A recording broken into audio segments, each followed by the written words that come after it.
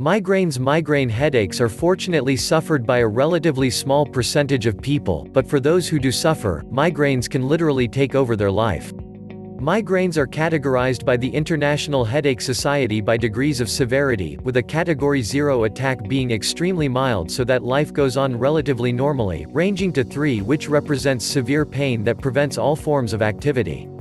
Migraine headaches are a neurological syndrome where the pain in your head can be accompanied by altered perceptions, nausea and/or vomiting.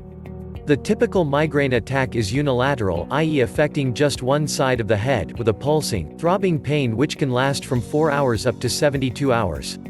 The pain is often accompanied by an aversion to light or noise, and it is believed that up to 1/3 of people who suffer migraine headaches will recognize the onset of an attack because of altered visual, oral or olfactory perceptions immediately beforehand.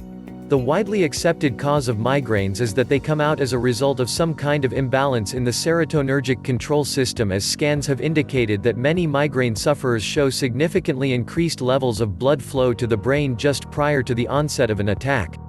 However, not all migraines seem to come on in exactly the same way, with some people being genetically disposed to suffering migraines.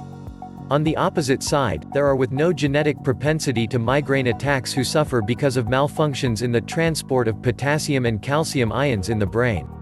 There also seems to be some connection with fluctuating hormone levels, indicated by the fact that in adults, 75% of people who suffer migraine headaches are women, whereas migraines affect similar numbers of prepubescent girls and boys. Furthermore, whilst some women suffer more migraine headaches during pregnancy, others find that their susceptibility to migraines disappears completely whilst they are pregnant. 10 As suggested, up to 1/3 of migraine sufferers will find that their attack is preceded by a period where they sense, see or hear an aura that will gradually come on over a period of 15 minutes or so, and last for less than 1 hour. Generally speaking, after the aura has disappeared, the migraine attack itself will begin within an hour of the disappearance, although it can be several hours before the attack happens.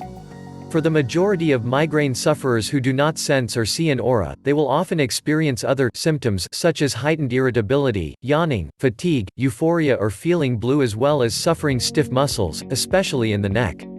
Most sufferers have characteristic signs that almost always indicate the impending onset of a migraine attack, which can follow anywhere from a few hours to a few days later.